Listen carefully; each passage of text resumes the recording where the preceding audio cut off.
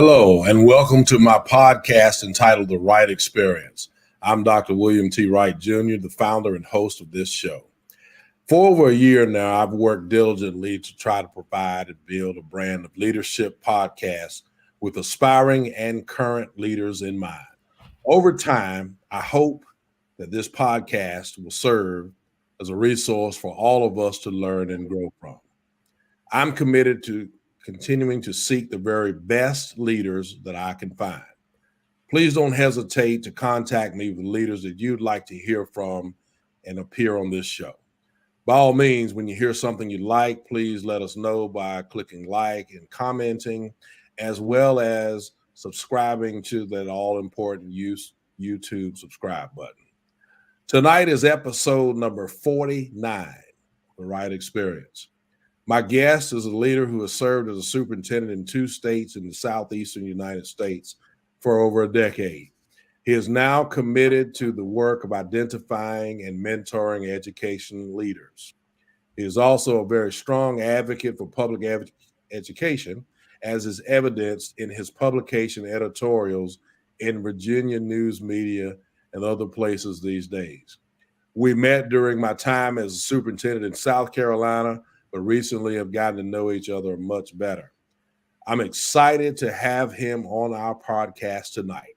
My guest tonight is Dr. Frank Morgan. Dr. Frank E. Morgan is a retired educator who worked for 43 years in public school districts in Virginia and South Carolina, including 16 years as superintendent. I'll repeat that. He served as 16 years as a school superintendent. Dr. Morgan holds degrees from the College of Worcester in Ohio, Virginia Commonwealth University, and the College of William and Mary. Dr. Morgan served for 11 years as superintendent in Kershaw County, South Carolina School District, which has 20 schools and a student population of almost 11,000 students. He also served for 5 years as superintendent of the Goochland County, Virginia Public Schools, which has 5 schools and over 2,500 students. In addition, he spent 7 years as assistant superintendent in the Albemarle County, Virginia Public Schools, which has 26 schools and over 14,000 students. Dr. Morgan has significant professional experience in both the instruction and management functions of a school district. In both Goochland County and Kershaw County, he oversaw large construction and renovation programs, major technology expansions, comprehensive curriculum updates, and also helped to develop a number of community collaboration initiatives. In addition, Dr. Morgan has significant experience in developing bond referendum campaigns and implementing redistricting processes. Dr. Morgan was honored in 2018 from the South Carolina chapter of the National School Public Relations Association, SCNSPRA, for his innovative work with the school district communications. He currently works as a superintendent search consultant for BWP and Associates, as an associate with and also as an associate with Cambridge Strategic Planning Services. Dr. Morgan's wife, Jean, is a retired high school teacher, and his son, Mike, is a special education teacher in South Carolina. And at this time, I'd like to welcome my friend, Dr. Frank Morgan. Welcome to the Wright Experience, sir. Well, thank you, William. And I appreciate the introduction. Probably the most important thing I'll say is that I am married. She hasn't divorced me yet. I am married to a retired teacher who believes that superintendents by the constitutional law should be married to high school teachers or teachers. There you go. She kept me straight for all those years. Well, my wife is not a high school teacher, but she was married to me when I was a high school principal, which probably qualifies her to be a high school person for sure.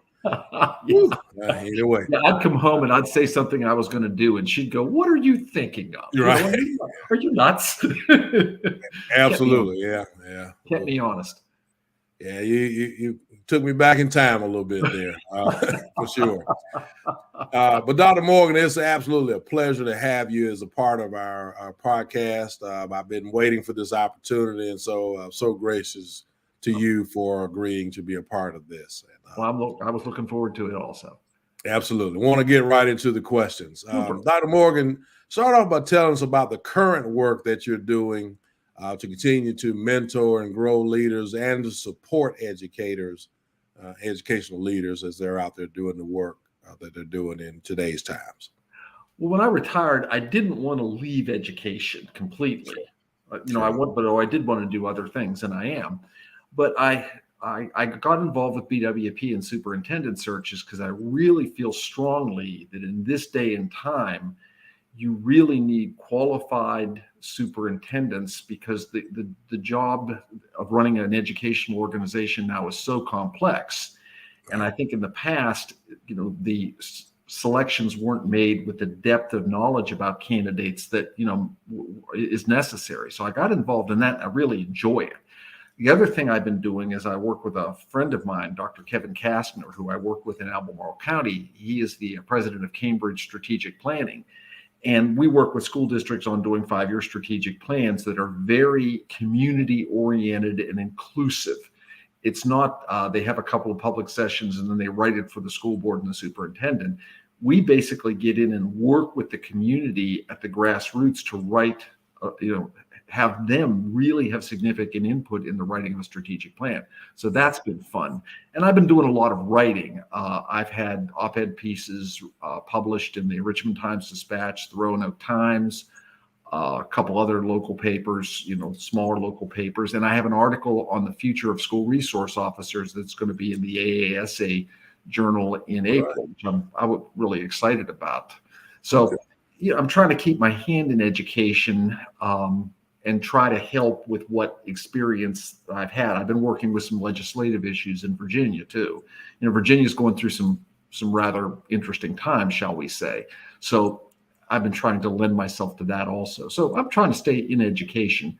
I felt like 43 years, I learned a couple of things that might be of benefit to people. Right. Absolutely. And I've been enjoying reading those editorials when I get the opportunity to see them. And we need that. Educators, no matter what state they're in, North Carolina, Virginia, South Carolina, anywhere in the United States, and I would argue the world. When we've got people that are advocating for education, we certainly need that. And we applaud you for continuing to do that because this work is not easy, for sure. No, it's not. And I think, I'd like some of the politicians that are making pronouncements from General Assembly floors to have to do a superintendent's job for 2 weeks or a principal's job for 2 weeks, or better yet, a 5th grade teacher's job for 2 weeks. You said it, my friend, but amen. Amen. Amen. So Dr. Morgan, you served as a superintendent for 16 years, I think we talked about. During those years, the superintendency was at least a bit different than it is now. So what do you see as the major differences between when you served and leading school districts in 2022 and beyond?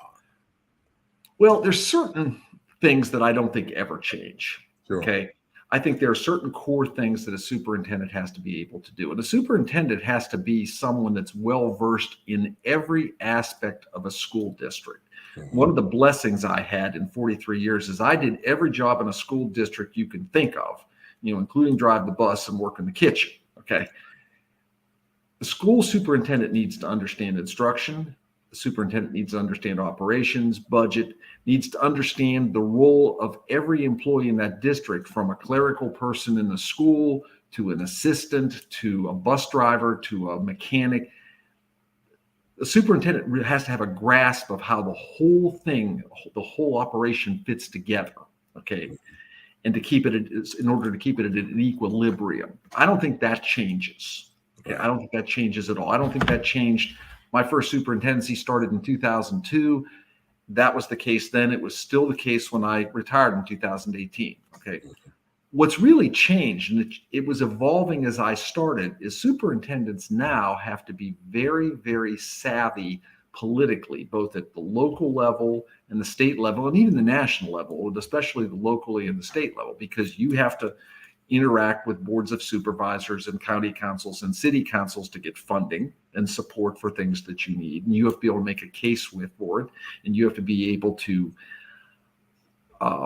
create relationships with those people, even though at times you may not necessarily agree with them. You have to be very savvy about what's going on at the state level and knowing who to contact and who to interact with in terms of legislation and the things that impact schools. And you have to be very savvy in terms of working with all the constituencies in a community. Now, when I started, that was the case. When I was an assistant superintendent, that was the case. But I think between, let's say, 1996, when I became an assistant superintendent, and when I retired in 2018, over that 22 years, it went on steroids. It went on steroids. So, I used to say that my day was cut into 4 parts. I had to spend time on operations and budget. I had to spend time on instruction. I had to spend time on politics, and I had to spend time on community relations. Okay. And I think every superintendent needs to be savvy, expert, and focused on all of those 4 areas. Now, you may not spend 25%, but every day you have got to attend to those 4 areas. And I don't know that that was necessarily the case, again, when I got into upper administration. So that's how it's changed. Now, the pandemic has taken it from steroids to double steroids. Okay? Exactly. And what I think I think what's going to come out of it is a lot of change, some of it good, some of it not so good. But I think it's going to be contingent upon superintendents to be able to make the adjustments coming out of the pandemic. We're going to have to deal with the mental health issues, which were there before. Now they're really there. We're going to have to deal with the learning gaps. They were there before. Now they're really there. We're going to have to deal with, technology, in a much larger and wider degree than before. And superintendents are also going to have to be more involved politically. Okay. If you go to a General Assembly session and sit in the gallery, you watch the legislators getting texts from the people in the gallery telling them what they're going to do. You have to understand who is impacting legislators now, and who are the interest groups and who are the lobby groups. Okay. So, the base skills of being a superintendent haven't really changed, but they have layers of new skills are now needed. And the politics, as you said, and navigating the politics, I think is the name of the game. That's really changed most exponentially, as you're saying. I mean, it's just figuring out, as you said, who the movers and shakers are is a very necessary and important part of being able to be successful in this superintendency and ultimately getting what's best for your children. So. Well, the other thing, and this really struck me, this is something that you knew, but then at some point you really knew it. The superintendent is the education leader in a community. Sure. Okay? The superintendent is the person who should lead the discussion, not be led by it. The superintendent should be setting the trends and not following them. The superintendent needs to be articulating the vision, not having the vision articulated to him or her. And that's a real critical thing. And sometimes when you do it, you step on people's toes. Sometimes you stomp on people's toes. You don't, and by the way, you shouldn't try to do that. But sometimes to say the right thing, you have to do it. Sure. Okay, you have to do it. When I was superintendent here in Virginia, we were having our early 2000s recession. Okay. Virginia had a recession in the early 2000s, and it had already basically broken the bank by eliminating the car tax. I don't know how much you know about that, but they eliminated the car tax. And it was done when the economy was good, so the localities could get reimbursed and life was good. Well, then we hit a recession. And all of a sudden, we were seeing budget cuts of unbelievable proportions. So I remember, going to the local council and going to the community and saying, some programs that you like are going to have to go because we need to be putting our money into base instruction. So there was a regional governor school that we were busing kids to. I said, I like it. It's a great program. Can't afford it. And I'll tell you what, that caused an uproar. And I said, I'm not sending these kids to sit in classes of 15 when I'm having to put 35 kids in the class at our high school to pay for it. I'm just not doing it. And it just struck me at that point was my job was not to follow the crowd. My job was to lead the crowd. And I knew that, but after that point, I really knew it. Right, right. And that requires you kind of stepping out on some limbs sometime and hoping that you got support in the back. But that's and sometimes you do and sometimes you don't. Sometimes you don't. Right. And that's just how it works. That's right. I think right now, superintendents across the country, I think if superintendents don't start speaking up about what's going on at the state levels in their states, and it's all the same, believe me, it's all the same if you read what's going on across the country, I think that's going to be very negative over time. And I understand the politics, and I don't expect a new superintendent necessarily to jump out there with somebody who's a veteran, but I expect them to be at least in line with them. Right. Superintendents have really got to start being louder and more assertive about what's good for kids and what's good for learning. And that's one of the things I'm very concerned about right now. So that means I've been doing the right thing when I've been the loudmouth in my region. And so absolutely. No, absolutely. Somebody's got to do it. Okay. But people really have to, the superintendency now really have to step up. Yes, sir. Absolutely. Dr. Morgan, school districts across our state and nation seem to be having problems right now, particularly with recruiting and retaining quality personnel. Used to be in just small areas. We're talking about South Carolina, Greenville probably used not to have problems, and Charleston and Myrtle Beach maybe not so much. And but now these problems seem to be statewide and even district, and even across the United States, where we're just having problems retaining quality personnel. What are some steps that you think need to be taken to rectify that? Well, unfortunately, teachers are leaving, and Sure. the pandemic threw gasoline on a problem that was already there. Okay, the problem was there before the pandemic. This just it just made it worse. Politicians, unfortunately, think if they throw some money in it, life will be good. Okay, right. And they're wrong. Teachers are tired of having limited say in decisions impacting their work. They are tired of their kids being over-tested. No one's got a problem with accountability, but right now, schools have been turned into test score factories. And, teachers have been turned into, assembly line workers, and principals and building administrators have been turned into bean counters on test scores, and their kids have been turned into data points. Teachers are tired of that. Teachers are tired of being punching bags and scapegoats for the country's, culture and political wars. Okay. They're tired of being treated with a complete lack of respect. And if we are going to attract and retain people into the teaching profession and into the education profession, okay, that's going to have to change. Educators are going to have to begin to get more say in decisions, both at their school level, at their district level, and at the state level. School boards are going to have to start sticking up for teachers that are doing the right thing versus hiding when somebody comes after them.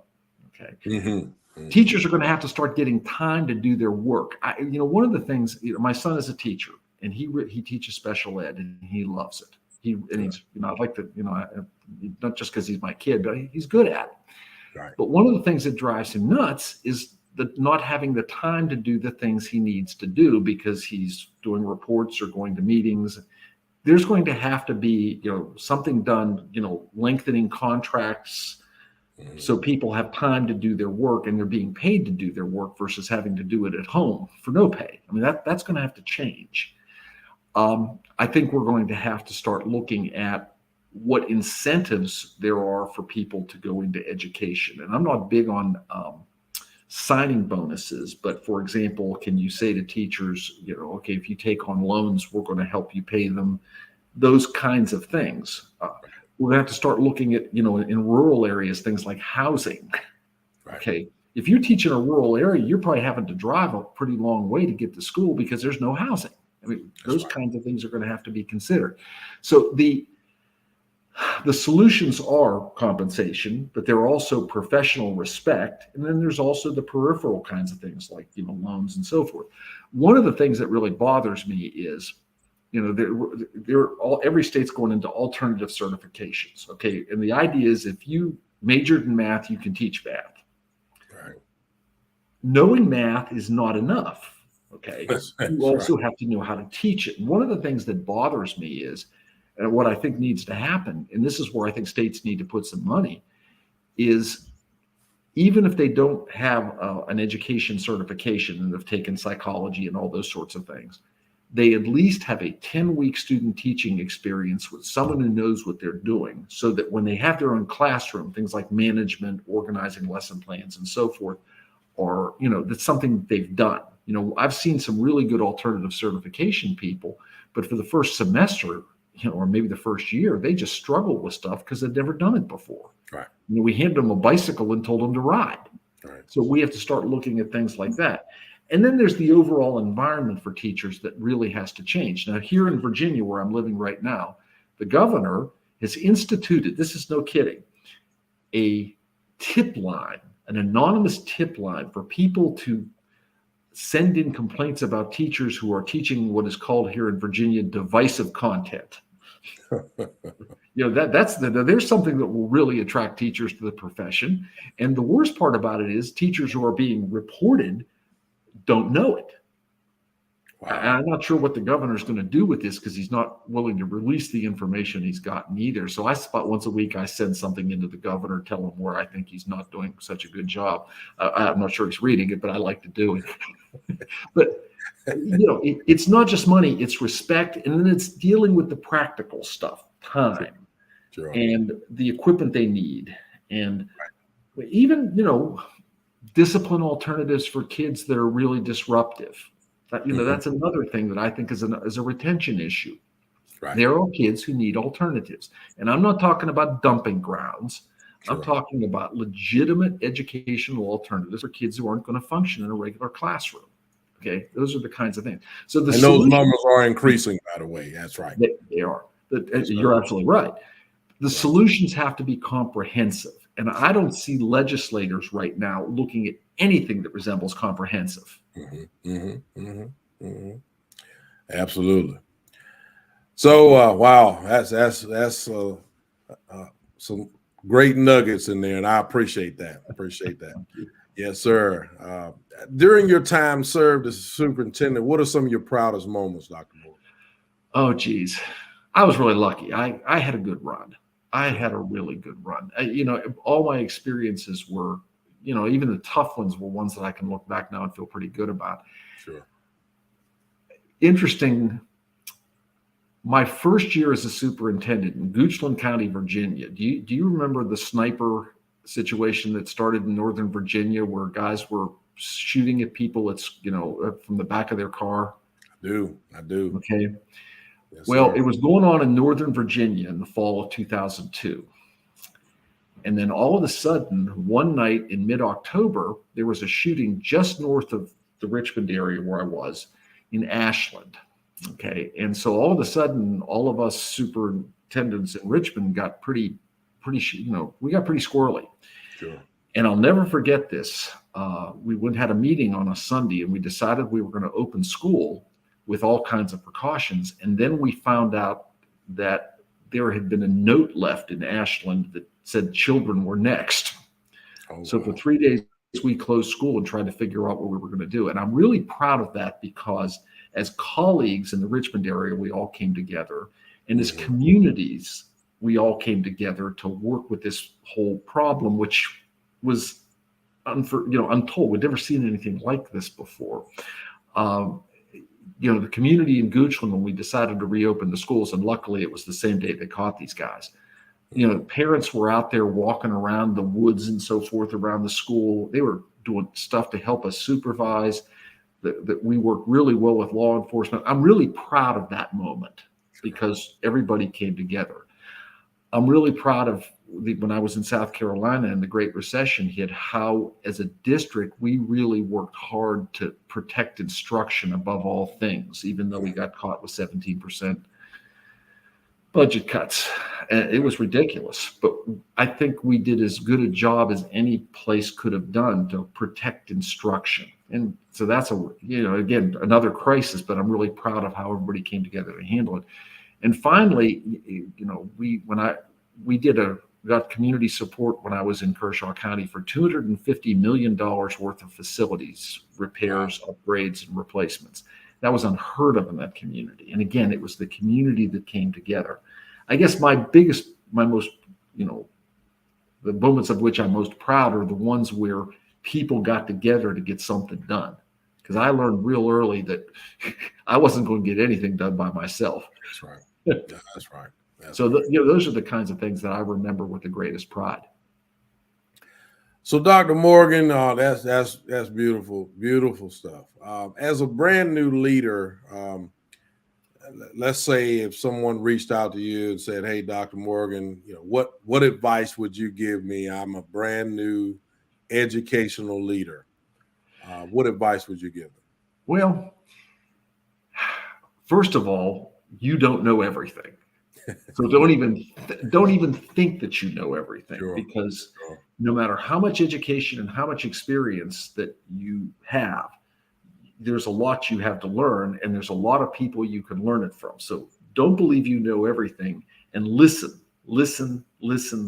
because even when you're talking to somebody that you disagree with 90% of what they say, there's that piece that makes some sense. So, that's a big thing, is listen. Another thing I tell people, I've talked to, leadership classes and so forth, is lead by example. If you expect people to work hard, you better be working hard. If you expect people to be visible, you better be visible. If you expect people to be flexible, you better be flexible. I mean, you have to lead by example. People watch you. When you're a superintendent, you are in this big fishbowl all by yourself. Everybody watches you. And they look at what you say versus what you do very carefully. Okay, so that's another thing. The visibility is something I really push on with leaders, people that want to be leaders, aspiring leaders. You learn more out in the field than you do from your office. That's right. You'll learn a whole lot about problems that teachers are facing, or principals are facing, or assistants, or bus drivers, or custodians, or cafeteria workers, or maintenance people, by being out in the field and watching them do their work. And you don't have to be an expert in it. You just have to watch and listen and ask questions. Okay. So, being visible is really important. Be proactive. Okay. Be proactive. What problems do you see that could happen, and how can you prevent problems versus reacting to them? Whether they be safety problems, whether they be reading problems, whether they be kids falling through the cracks. How do you prevent kids from falling through the cracks? I mean, that's a proactive kinds of strategy. One of my volunteer gigs, I work here at the local food bank, and I was talking to a young fella that was there, basically assigned community service for some legal issues. And we got to talking about how he fell through the cracks. And, you could see it coming. And I guess the thing I kept asking myself is, what could have been done so he didn't get to this point? So being proactive. And I guess the last thing I'd say is, as an aspiring leader, you've got to look for your district or your school or whatever you're leading to be better every day, because what's good enough today will not be good enough 2 years from now. Okay, you've got to. How are we going to be better 2 years from now? How are we going to be better next week? Because it's, what's good today is not going to be good in 2 years. And I'll use technology as an example. You're probably real happy with your iPhone or your Android today. 2 years from now, that thing's not going to be able to do all the things that you want. It's the same kind of thing. I guess the last thing, the best schools and school districts have an effective partnership with home school and the greater community. And you've got to really work at that partnership. It's kind of like being married.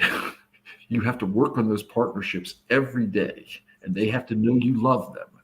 And they have to know you appreciate them, and that you're going to be honest with them, and that you're going to work with them, and that you value them.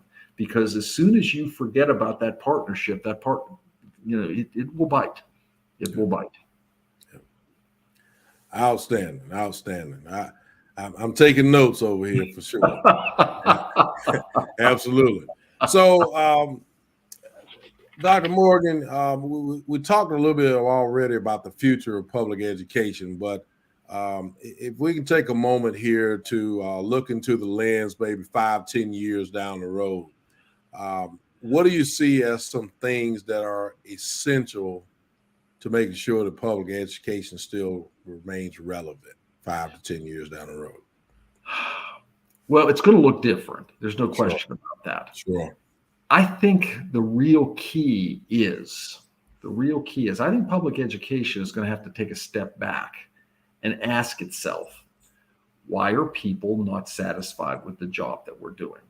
Okay, now we might think we're doing a good job, and I think in a lot of cases we are, and we don't talk about it enough. But what are we not doing that people want and that people value? Okay. And I think one of the things public education is going to have to really come to grips with is different kinds of learning environments for different kinds of kids. Okay. Now, we learned that technology isn't for all kids, but it is for some. Okay. We've learned that standard classrooms in schools are for some kids and not for others. What kinds of alternatives are we going to provide? I think we're going to have to look at different kinds of learning environments for different kinds of kids, and we're going to have to get a lot more flexible. Another thing is that I think to survive, we are really going to have to do a better job of connecting kids and their learning experiences with the real world. Mm-hmm. And that's going to involve a lot of community collaboration. Okay. A lot of community collaboration. There's a lot of people in the community that want to work with kids, but you have to provide the way to do it and facilitate it. Okay. Whether it be shadowing, mentoring, internships, participating in problem-based learning, whatever. So, that's going to be a big issue. I think to be relevant, we are going to have to nurture a strong teaching force. And I think that goes back to some things we talked about a few minutes ago about, how we're going to, bring up the ante as far as the teaching profession. Right. For public education to be relevant, we are going to have to be more active politically. Plain and simple. If you go to the South Carolina General Assembly or the Virginia General Assembly or the North Carolina General Assembly, I guarantee you voucher proponents are there in force with a lot of money. Yes, sir.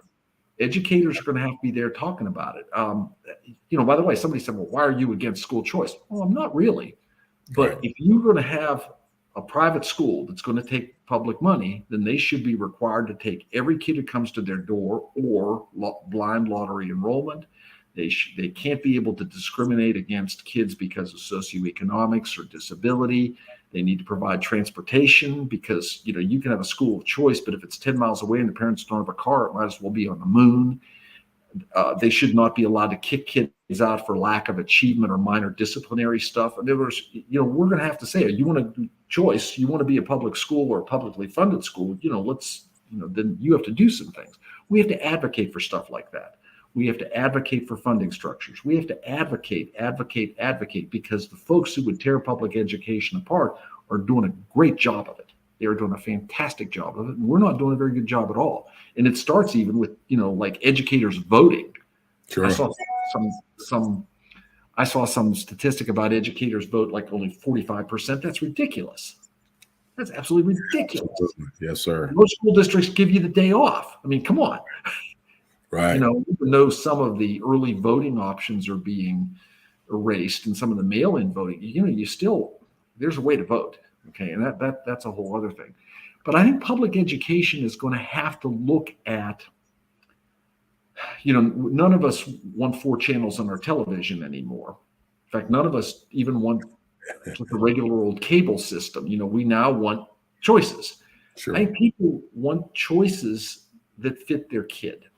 Sure. And I think we're going to have to start looking at how we do that. I think that's probably the biggest thing we're going to have to do to I think, keep public education relevant. Sure.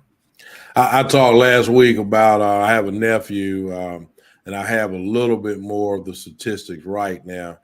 He's number 1 in his class. He's a sophomore. at an early college. Of course, an African American male, and he has done most of that schooling in high school virtually. For him, virtual works because of mom and dad, my sister and her brother-in-law. They really are education proponents, and of course, have worked for them. So, to your point, we've got to create this smorgasbord of learning. I'm starting to call it, where it is attractive to all. Now, I don't think right now, certainly, we need to get away from in-person learning. There's certainly some great benefit in that. But as you said, the more alternatives that we can provide for students right here in public schools, the better off we're going to be. And we can certainly do it, and just level that playing field for us. And I think we'll be okay. The issue is we've got to be smart enough and strong enough to be able to do that. So I absolutely agree with that. We have to look at something I call strategic abandonment. Okay. That's a really highfalutin term for looking at what you're spending money on that's not giving you any bang for the buck anymore and putting it somewhere else. It's a simple example. When I worked in Kershaw, we had an alternative school that was costing us $1 million a year. Right. And we looked at it real closely. And if a kid went to this alternative school, they only had a 20% chance of graduating. And the recidivism was like 45, 50, 55%. It was ridiculous. So I got a bunch of people in a room and said, okay, we have $1 million here. How differently can we spend it on alternative education? I'm not cutting anything. I'm just saying, can we do this different? Well, they came up with alternatives, school-based alternatives. The alternative school turned into a therapeutic school for kids who were having mental health issues. But there were 2 layers of in-school alternatives. There was that. There was a virtual option. And for the same $1 million, we got much more effective outcomes. But we had to abandon this alternative school, which had been somebody's baby 20 years ago. And it was a great idea 20 years ago, but it was no longer. So I go to that concept of strategic abandonment. What's not working? Because what we do in education is we think everything layers on top. Sure. We need to look at, okay, would we be better off spending this same money in some other way? And I think we have resources that we can redirect to provide more choices and alternatives for different kinds of kids. And that's certainly a need moving forward. People talk about this extra money, if you will, that we're getting. But there's still caveats with that. And, you have to be careful how you spend that money. But the bottom line is still it's got to be about student outcomes and not just those accountability outcomes, but as you're saying, addressing those mental health needs and socioeconomic gaps that are created and things of that nature. So absolutely. Dr. Morgan, as well as I do, you've seen the news and read and kept up with it just like I have. Unfortunately, more and more superintendents are leaving the profession. At the rate we're going, I'm even wondering if there might be a decrease in the average of 3 years in a superintendency, the way it seems to be going right now. Why do you think that is, first of all? And then what do you think can be done to increase longevity in the superintendency? Well, the superintendency is so complex now. I think that's part of the issue. And I think part of that goes into superintendent preparation. Now, you've been doing this a while too. Yes, sir. The thing that I had to work hardest with, and I liked working with boards. I did, because they brought lots of interesting ideas to the table. Sure. But working with a board is something that I received no training in. Amen. Okay. And I kind of learned it. Well, as an assistant superintendent, I watched a really good superintendent work with a board. Okay. Sure.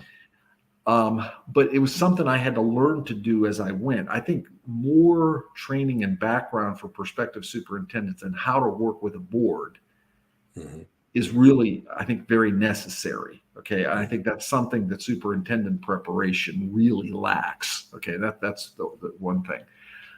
I think Another way is that as superintendents begin their tenures, okay, their first superintendency. Right. State superintendents associations like VAS in Virginia or SCASA in South Carolina, and I don't know what it is in North Carolina. There needs to be a lot more mentoring of superintendents, or using, old retired guys like me. And, somebody called me and said, Frank, I'd really like you to mentor this new superintendent. Well, with Zoom, you don't even have to go sit in their office anymore. Sure. More mentoring and more talking them through stuff. Okay. Right. I found with principals, a new principal, no matter how qualified, needed somebody to basically, kind of work things through with them, especially the first year or two. I think superintendents, that's another, discussion. Right. I think that's another real important issue. I think another piece is we need to be looking at talent early in teaching careers and starting to develop it earlier. And Sure. So that when they get to the point that they want to get into upper administration, they've really had background and skills and preparation. Okay. Mm-hmm. The last piece, and I don't know how to get at this, and I really don't, is how do a superintendent have something that resembles work-life balance? And I don't know how to get at this one. Okay. I have a good friend that I went to high school with that we've stayed in touch over the years, and he's now a retired Episcopalian priest. Okay. And we were talking about my work, and we were talking about his work, and he said, well, there's a pastoral element to being a superintendent or a principal. And he said, that means you're on the clock 24/7. Right. And he said, and to do the job right, you have to be. But the thing that I can't get my arms around, and if I'm open to ideas, believe me, is how superintendents can have something that resembles a work-life balance. I have to tell you, my family suffered and, some things for me to do that job. There's just no question about it. And I think that's a deterrent to people wanting to do the superintendency. I talked to a class at Virginia Commonwealth University in the fall. It's a doctoral program class. And so I said, okay, just out of curiosity, how many of you want to be superintendents? There were 25 people in this class, and one raised her hand. She still wasn't sure. Absolutely. Yeah. I also think, and I'm a believer in local boards, okay, and I am. However, I think local boards are also going to need some work, and I think school boards associations really have to put more focus on this, on how do you work with a superintendent. Right. And I think that's sometimes, a crux of the issue too. I mean, they all go to the training that tells them that, as an individual board member, you have no authority. Your only authority is part of the board. And they all nod and smile, and they come back and start calling the superintendent to complain about some fourth grade teacher that they heard about from somebody who was upset in a grocery line, Right. Well, I used to call the food lion issues, for lack of a better description. I think part of it is also, boards learning to work with superintendents as much as it is superintendents learning to work with boards. Again, it's a complex problem. I do think the work-life balance piece is critical. I really do. And I don't know how to get at it. I wish I had an answer there. Right. Because it may be in a big district, it might be easier because you're kind of anonymous. You're the superintendent of Fairfax County, Virginia, which is, bigger than most states. Right. That's one thing. But I was superintendent of Kershaw County, South Carolina, or Goochland, Virginia, and everybody knew who I was. Right. Sure. Absolutely. And so my job was always with me, and I love talking to people, but it did sometimes, kind of drain you. Yes, sir. Yes, sir. Yes, sir. Well, thank you for that insight. Some amazing insight there, and I thank you for saying some things that I think all the time. Thank you very much for that. All you got to do is do this job for about a year, and you. That's exactly right. That's exactly right. Doesn't take long, does it? For sure. You get it. Yeah. Dr. Moore, is there anything else that I've left off that you want to share with our audience at this time? The one thing I would say to public school advocates at Okay. this moment Yes, sir. is that they have to be engaged. They have to be engaged in their communities as far as education is concerned, and in their states, particularly in terms of what's going on at general assemblies and so forth. And it's hard to keep up. I think, by the way, I think superintendents and districts could do a good job of communicating about in a sort of a succinct way on what's going on at general assemblies so that they know what's going on and who to contact and those sorts of things. But people have got to get engaged. And I think the second thing is I think we as educators are going to have to lead the way for people to see for public education to remain relevant and not to be basically sold off to corporate interests, which really scares the bejeebers out of me. Absolutely. We're going to have to figure out how to change in a way that makes sense and is fiscally responsible and really looks at the differing needs of kids now versus 20 years ago, or even 10 years ago, or heck, even 5 years ago. Right. Okay. I just think advocacy and looking at what we need to be looking like down the road versus looking backwards is, I think, two critical pieces. And I'm heartened to see some advocacy. I'm heartened in Virginia to see people, pushing back against, book bannings. There's a county in Northern Virginia that's actually, they want to burn books. That was interesting. Wow. I'm heartened by seeing parents and, community members and educators say, okay, let's stop here. Let's hold on. And, what are we doing? That's good. But I think it's going to have to be carried forward and done much more strongly. Yes, sir. Yes, sir. Yeah, absolutely. And if there's ever a time to advocate for public school education, is right now. So thank you for sharing that with us. Dr. Morgan, if you hold on with us, we'll come back just for a minute and close out the show. Super. On March 24th, 2022, we have episode number 50, believe it or not, of the Wright Experience. That'll be next week. My guest will be Dr. Miranda Pearson. Dr. Pearson is a clinical director and founder of Divine Appointment Counseling Services. She is a mental health counselor, an author, and a licensed minister. Talk about a combination. I look forward to that experience. That'll be next week, March 24th, 2022 at 7 p.m. Dr. Morgan, I want to thank you so very much for agreeing to be a part of this podcast. Thank you for your immense wealth of knowledge. And I want to personally thank you as a sitting superintendent still doing this work for being an unwavering advocate for public education and public education leaders. A lot of folks who retire from the profession get just as far away from it as they can, yet you have chosen to continue to fight and advocate for us. And I always know that I can call you, and I'm going to depend on that even more. Just call you and kind of say, here's what I got going on. What do you think I should do? All of us need people that we can reach out to help us be better. So just look out for it. I'm going to be reaching out to you. But thank you for agreeing to be a part of this podcast. Well, it's my pleasure. And folks that watch this, I'm on Facebook if you want to message me. Yes, sir. Happy to talk with you and exchange with you, and just exchange ideas. Happy to do that. All right. Thank you very much. And to the Wright Experience audience, thank you for watching. Good evening.